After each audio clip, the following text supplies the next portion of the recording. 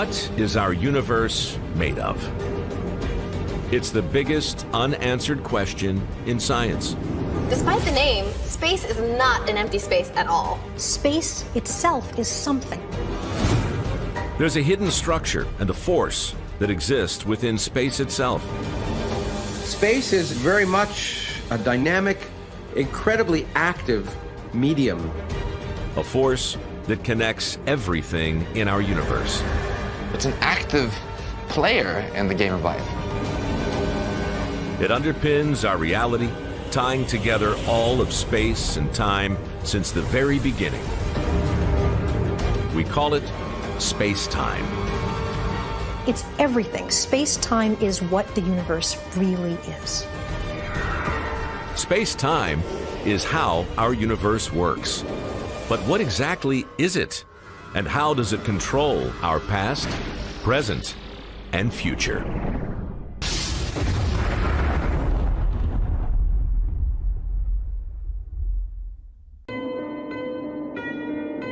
We can't see it. We can't touch it. But without space-time, we wouldn't be here. Space-time is the fabric of our reality. It shapes and governs our lives. If we want to understand the story of the universe, it's absolutely crucial we understand how space-time behaves. Space-time has been active since the beginning of everything and is the key to the evolution of everything. We have to understand space-time in order to understand the history of the universe, to understand how the universe began, how it evolved, and what's going to happen in the future. The story of space-time is the story of our universe. To know how the story plays out, how it will end, we need to go back to the very beginning. To a time when there was nothing. No stars, no space. A time before there was time. Then, all of a sudden, our entire universe was born in the Big Bang. It started in an instantaneous moment where, from nothing, our universe was created. The very definition of the moment of the Big Bang is that space and time were created at that instant. It is, as far as we currently know, the coming into existence of space and time itself. The infant universe, a tiny speck of energy in space-time, materializes from nowhere. Then, the universe suddenly expands. The idea of inflation is that a very tiny region in an incredibly short amount of time, far shorter than a second, grew by many, many, many orders of magnitude. So imagine myself suddenly becoming the size of a galaxy. In a fraction of a second, the universe grew from smaller than the size of an atom to the size of a baseball. In cosmic terms, that's like a grain of sand growing almost to the size of the observable universe. The universe, at the instant of inflation, actually expanded faster than the speed of light. It seems to be a violation of everything you've heard in physics. You may be thinking, hey, Mr. Astronomy Guy, nothing can move faster than the speed of light. And it turns out that's kind of true. But the rule is, nothing can move through the universe faster than the speed of light. In inflation, it's space itself that is expanding. So there is no violation, there is no paradox.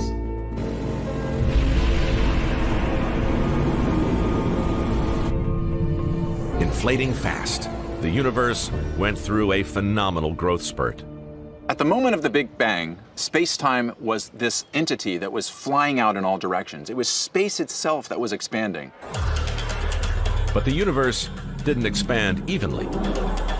One spot in the universe was ever so slightly more dense than a spot right next to it. And we're talking about a tiny, tiny fraction of a percent. 1 part in 100,000.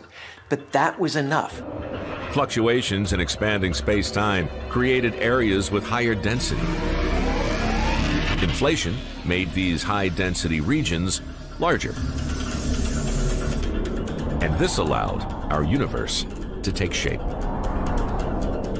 When parts of the universe didn't inflate quite the same way as others, all of a sudden things could start to come together. As the universe cooled, energy turned into matter. And in the denser regions, that matter started to clump together. Crucially, these regions had more mass than others.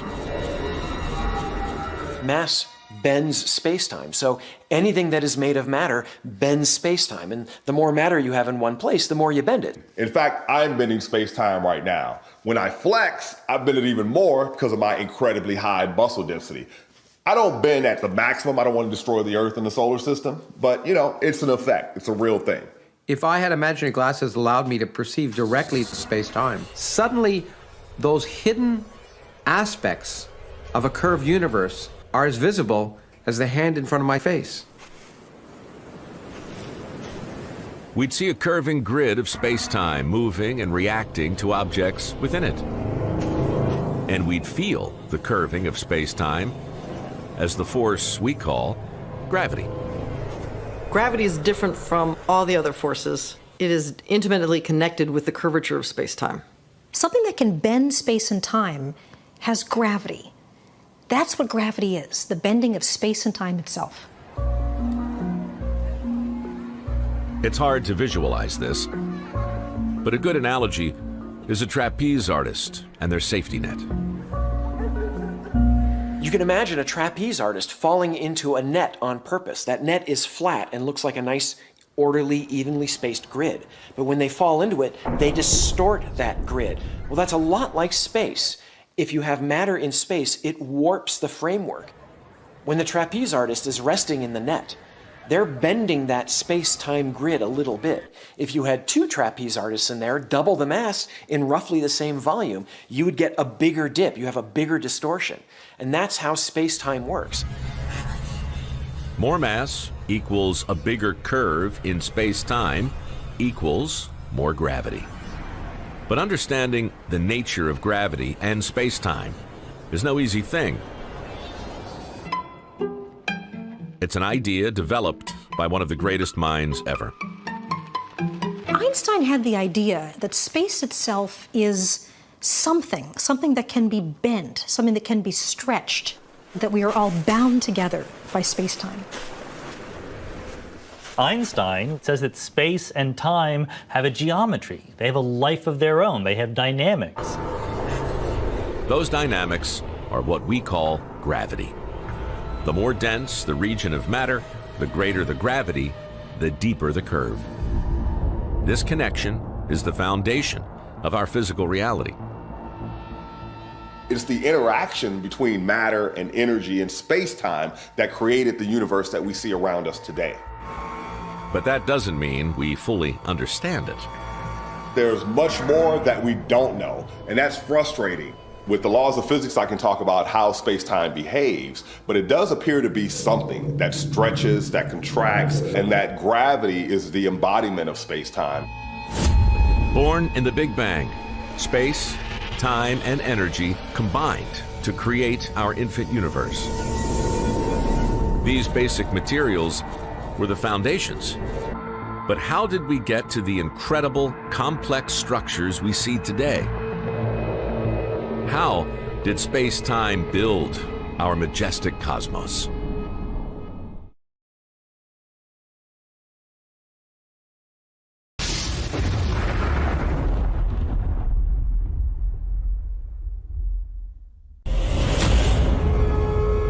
Our entire universe was created in the Big Bang 13.8 billion years ago. Everything came from nothing. But our modern universe is a complex mosaic of matter. When we marvel through our telescopes at the fantastic structure of our universe and its galaxies, you gotta ask, where did that come from? Matter in the universe arranges itself on a vast cosmic web. Galaxies and galaxies clusters are strung out on sheets and filaments. It seems this intricate web is organized by a cosmic architect. Space-time. It shaped everything, from planets to galaxies, atoms to cities. The universe is made of space-time. Whatever the substance is, time and space bound together, that's expanding and creating the universe we see around us, it's everything. Space-time is what the universe really is. It's a hard concept to grasp, and even harder to visualize. Scientists observe the universe in different wavelengths of light. This is the sun, in visible light, X-ray, and ultraviolet. Now imagine if we could see it in the space-time spectrum. We would see space-time distorting as objects move through it. Space-time can warp and push things around. It can expand and pull things apart. But it's the shape of space-time that dictates how we experience it. Imagine you're in your car. You go up hills and you go down hills. So the shape of Earth's surface determines how you travel across Earth's surface. In the same way, the geometry of space-time determines how light and matter move through space-time. The rules are simple. Matter, in fact, any object, tells space-time how to curve. The curvature of space-time tells matter how to move. Because the shape of space-time tells matter how to move, what we call gravity, this means that gravity and the shape of space-time tells matter how to clump together and form larger and larger structures. But at the beginning, the space-time landscape was very different from today's. And the very first matter started to change the shape of space-time. So this space right here has a tiny bit more matter in it than this over here. Wherever there was a little bit of extra mass, that would bend space a little bit more. Well, if you're bending space a little bit more, then more mass would collect there. In the early universe, the denser regions of matter created deeper curves in space-time. And as the mass gets bigger, as stuff falls into that well, it gets deeper and deeper and deeper and attracts more stuff. And it's just a runaway process. Gravity increased, pulling in more and more matter. Got more dense, got more dense, got more dense, and then before you know it, you've got a star, and you've got a bunch of stars, and you start to make a galaxy. And these stars evolved and began forming large structures. They sort of burned through all their nuclear fuel and exploded, and they made all the heavier elements. And with time, we got down to having things like planets, atmospheres, people, all the things that we care about today. All of this started out as energy fluctuations in expanding space-time. These, at first, very tiny fluctuations became these gigantic structures that we actually see today. And over billions of years, that material began to coalesce into individual galaxies, stars, planets, and you. Fluctuations in the expansion of space-time laid out the pattern of the universe.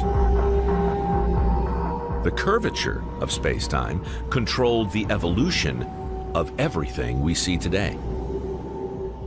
If space-time didn't have that property of bringing mass together, then all we would be is a thin haze of hydrogen gas. Not a very interesting universe at all. If space-time didn't curve because of matter inside of it, the universe would be a really weird place. I mean, there'd be no gravity. There'd be nothing to make things stick together. No force of gravity means no stars, no planets, and no people.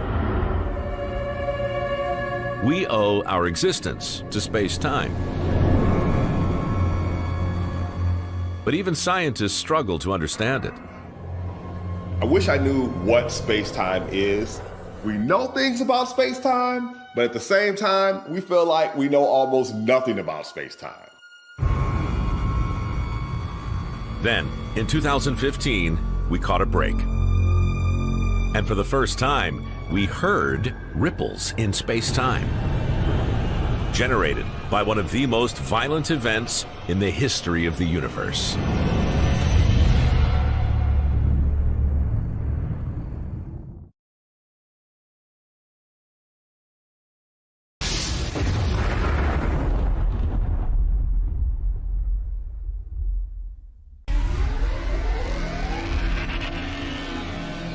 The universe is filled with space-time. We think it's been around from the beginning of everything, quietly pulling the strings of the cosmos. And sometimes we get a glimpse of this elusive puppet master in action. 2016, astronomers witness a strange optical phenomenon, a weird circle of light, like a cosmic halo. This is actually what you would see in the sky if your eyes were as sensitive as a telescope. They're real. This is not some artifact of how we adjust the images. Something is actually bending space and time itself into a lens. That something is a red galaxy, which is over 7 billion light years away from Earth. It's bending the light from a blue galaxy, which should be hidden behind it. It's called gravitational lensing. Gravitational lensing is an amazing phenomenon because it demonstrates explicitly what Einstein told us, that space is curved. And space acts like a lens, just like the lens in my glasses act. And when we look out at the universe, we see all of that. It's remarkable. Mass from the foreground galaxy creates curves in space-time, which we know as gravity. Light follows those curves and is warped, so it bends around the galaxy. Massive objects, like clusters of galaxies, can bend the path of light through space-time, a lot like a piece of glass can bend the path of light. So when we look at a distant galaxy, as the light passes through a galaxy cluster, we see multiple images of the same galaxy. We see arcs and circles, as if that galaxy cluster were made of glass. We are seeing the warping of space-time literally played out in front of our very eyes. Gravitational lensing gives us a way of seeing the effects of space-time on light. But it's only an indirect observation of space-time. Could there be another way of experiencing space-time right here on Earth? Not everything that happens in space can be seen. Sometimes you have to listen for it as well.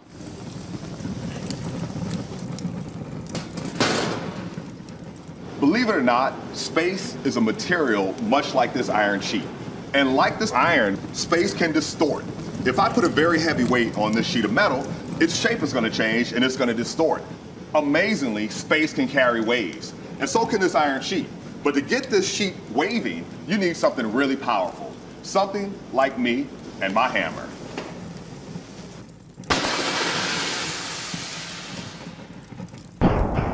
Did you see those waves travel through that iron sheet?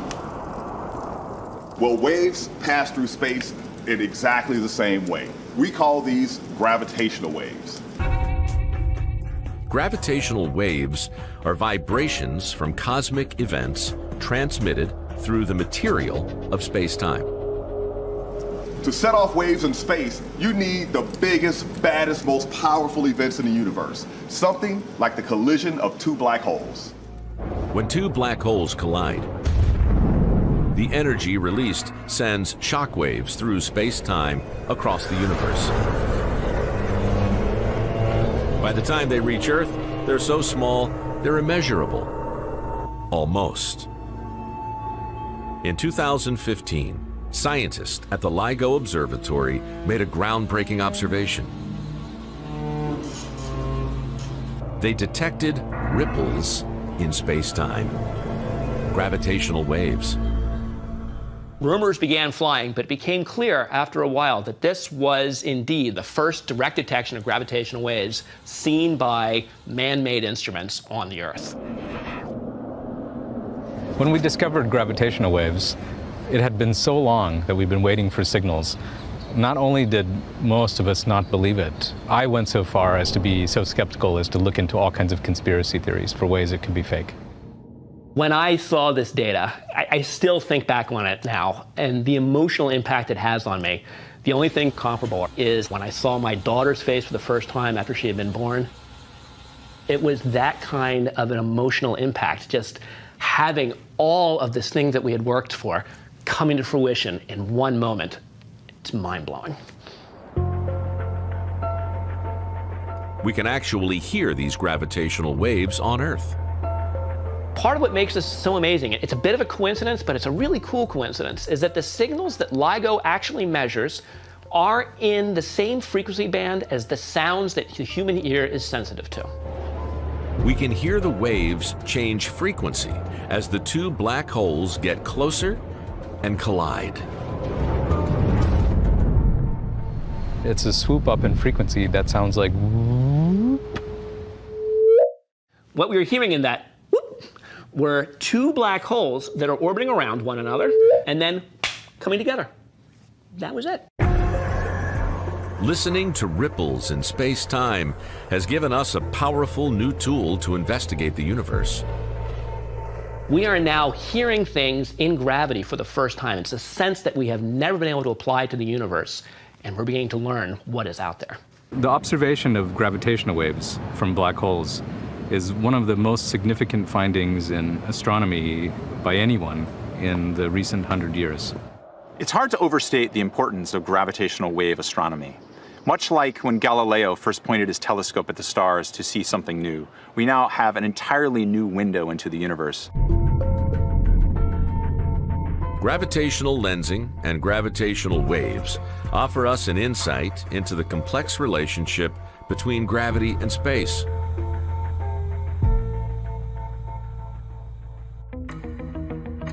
But what about the other half of the equation? Time. But it turns out, it's space-time. Gravity not only distorts space, it actually distorts time, too.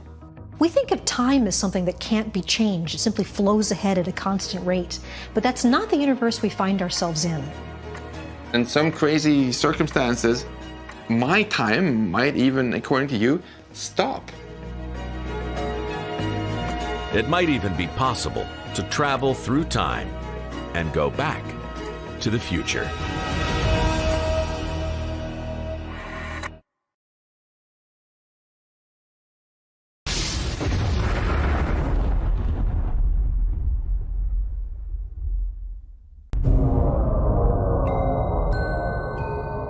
For sci-fi fans, space is the final frontier. For scientists, exploring time is a much bigger challenge. Originally, we thought of time as the same thing as the sun rising and setting. But now we've come to realize that time is a more fundamental concept than that. Time isn't just something that passes.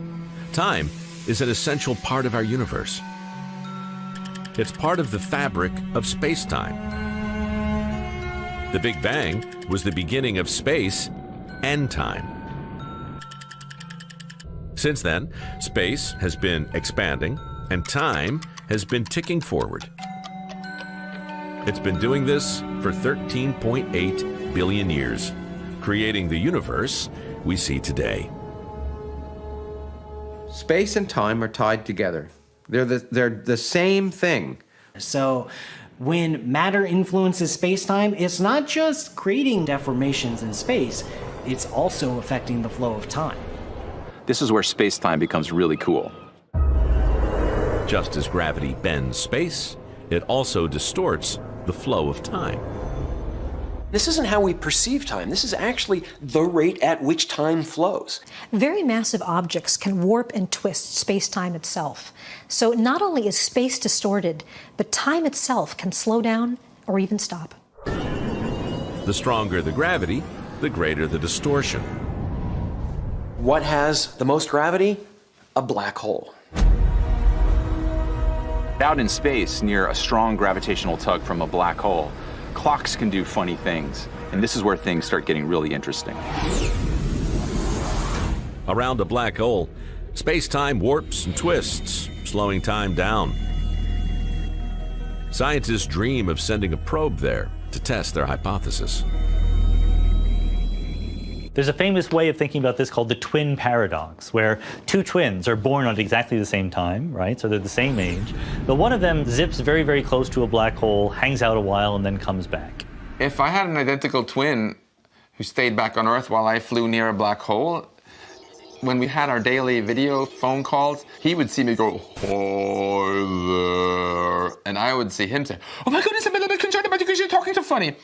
We would literally notice that time is running at a different pace for the other one. The closer to the black hole, the slower time passes. If instead of coming back home, I accidentally fell backwards into the black hole, my twin back on Earth would see me slow down even more. I'd go, oh, and completely grind to halt and seem frozen on the event horizon. Time appears to stand still. I would just have this sinking feeling that I would never be able to come home again.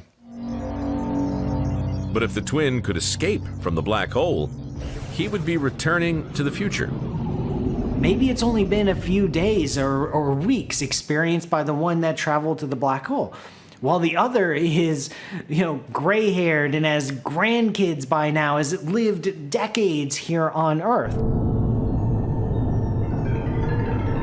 The black hole warps space-time so much that the ultimate science fiction fantasy becomes reality.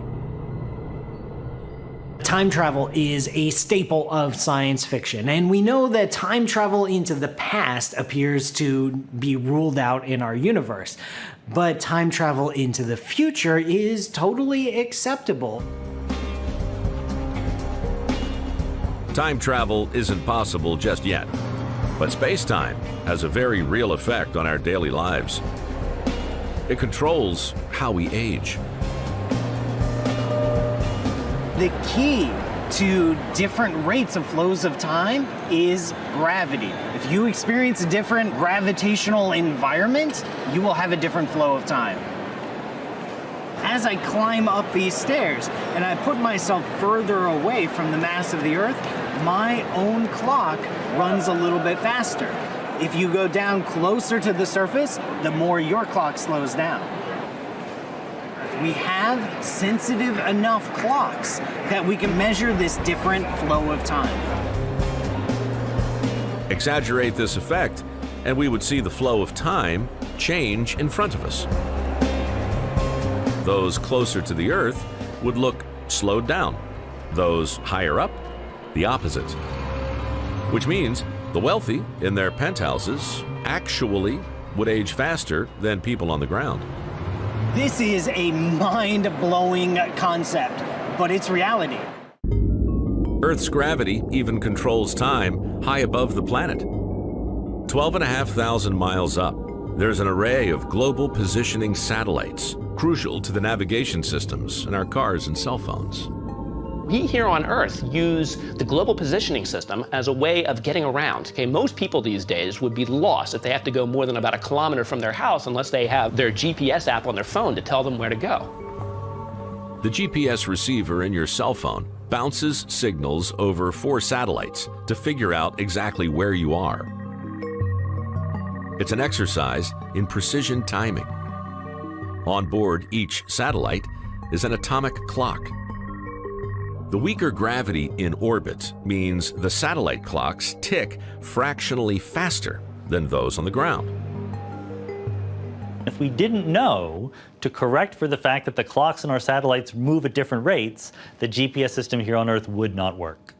It would actually lose accuracy at such a rate that the entire global positioning system would become useless in less than an hour. We correct for that every moment of every day. Space-time has controlled every phase of the universe's evolution since its birth. Now, we're discovering space-time will also dictate how the universe will die.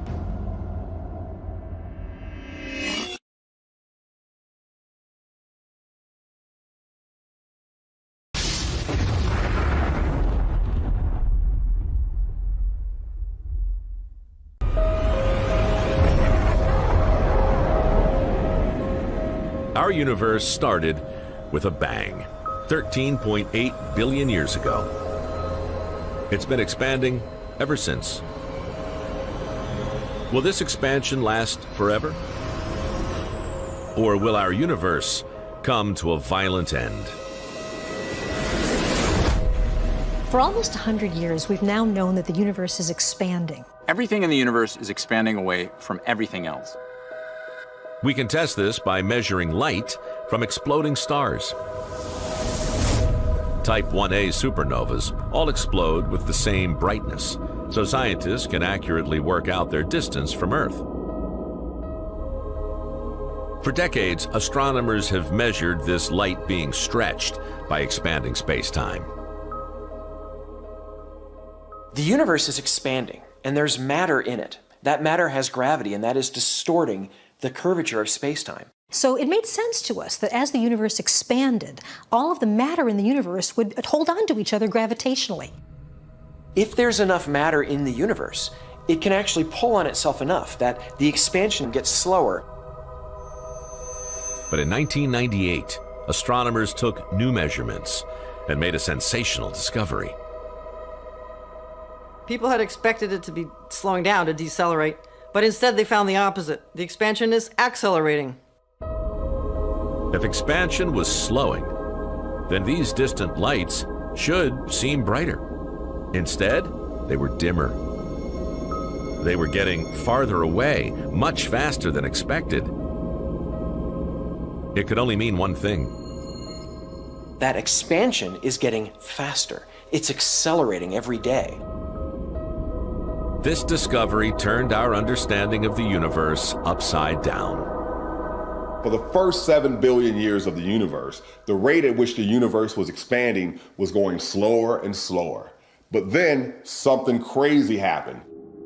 It was as if gravity had become the opposite. Instead of attracting the galaxies, it was almost as if it was pushing them apart. That's a very surprising result. We're still struggling to understand it. Was gravity losing its power? Or was there something else pushing space apart? There's another ingredient in our universe, an ingredient that behaves very oddly. A mysterious quantity called dark energy. Like space-time, dark energy is all around us. We can't see it, but it makes up 70% of the stuff in our universe. But what is it exactly? Dark simply means that we have no idea what it is. We don't know what form it is in. Something is pouring energy into the universe, causing it to accelerate. We don't know what it is. No clue whatsoever. We don't have the slightest explanation. It's the biggest mystery in science today. Dark energy behaves in mysterious ways. Ordinary matter is attractive. Dark energy is repulsive. That's why it's causing an acceleration. Ordinary matter feels gravity, it comes together, but this stuff doesn't. Is dark energy a new force in the universe? Or, like gravity, could it come from space-time itself? Dark energy may very well be a property of space-time. It may be that space itself has an energy, and it's this energy that's driving it to accelerate in its expansion. Dark energy is a thing. We don't really know exactly what it is, but it will have a huge effect on the future changes in the universe. So what will happen if dark energy keeps accelerating the expansion of our space-time universe? Because of the presence of dark energy, it'll expand faster and faster and faster, which means the universe is going to become a lonelier and lonelier place to be. All the galaxies are accelerating away from each other. The universe gets dimmer and dimmer and colder. Everything gets darker and more desolate, and right now that is the leading candidate for what's going to happen in our future. Eventually, our space-time universe freezes. The Big Freeze is the ultimate endgame of the universe as we know it. It is an ugly fate. It's a depressing fate, but luckily for us, it's not until an unimaginably long time from now. Trillions of years from now, the universe could end in a big freeze.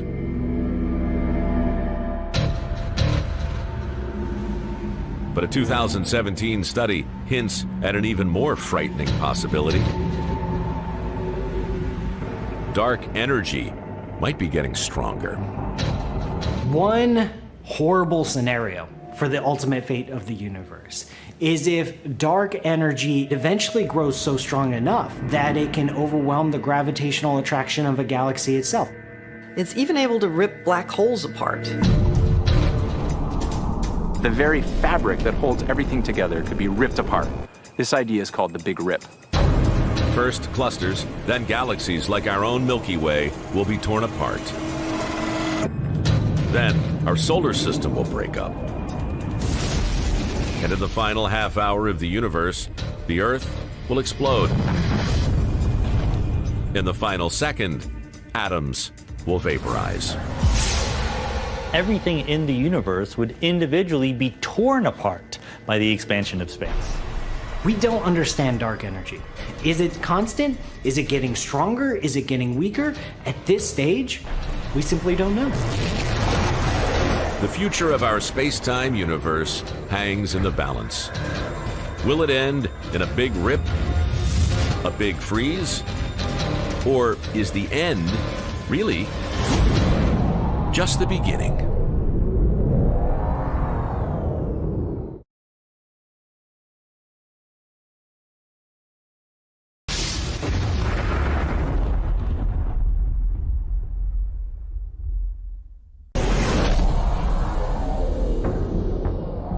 Space-time controlled the birth of our universe. It will also dictate its death. Now, we're discovering these two events may be linked, a link that reveals a flaw in our understanding of the Big Bang. Everything we can now see, all the matter, all the energy in our universe was once contained in a region smaller than the size of an atom. We call this tiny, infinitely dense point a singularity. Singularities are predicted by the general theory of relativity. But the universe is also governed by another set of rules: quantum mechanics. Quantum mechanics is our description of the subatomic realm, of fundamental particles and fields and forces and how they interact. Quantum mechanics says that nothing can be infinitely small or dense. So singularities can't exist.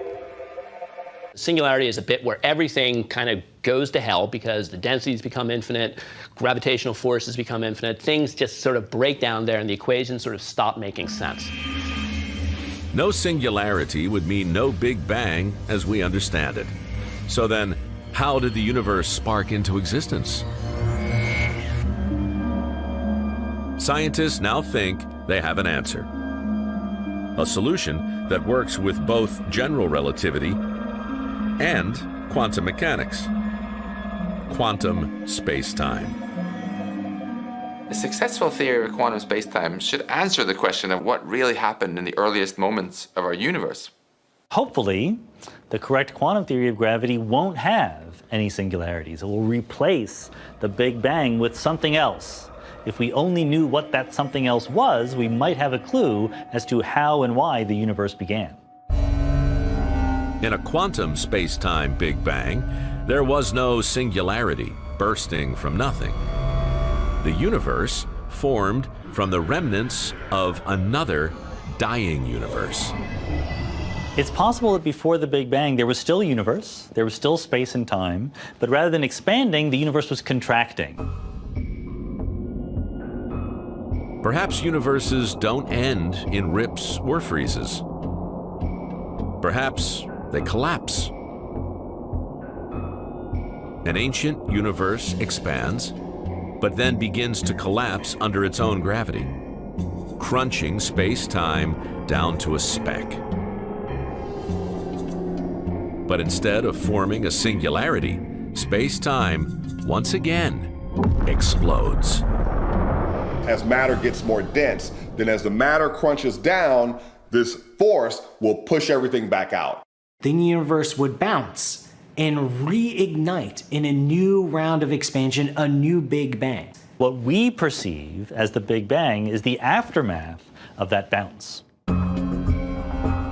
This suggests that the space-time that dictates our lives today comes from the collapse of an old universe, and we live in an infinite space-time cycle of birth, death, and rebirth. bouncing space-time universe. If we live in a bouncing universe, it's very plausible the universe is infinitely old, that it's gone through an infinite series of bounces and there is no absolute beginning. It could be that we are just one iteration of an infinite number of cycles in the lifetime of some meta-universe. We barely understand space-time. Perhaps we will never understand it completely. But one thing is clear. Without space-time, we would not be here. Space-time is something absolutely real. It's really part of the fundamental architecture, the furniture of reality. To really understand the ultimate fate of our cosmos, it's not enough just look more with our telescopes. We also have to understand the basic nature of space-time.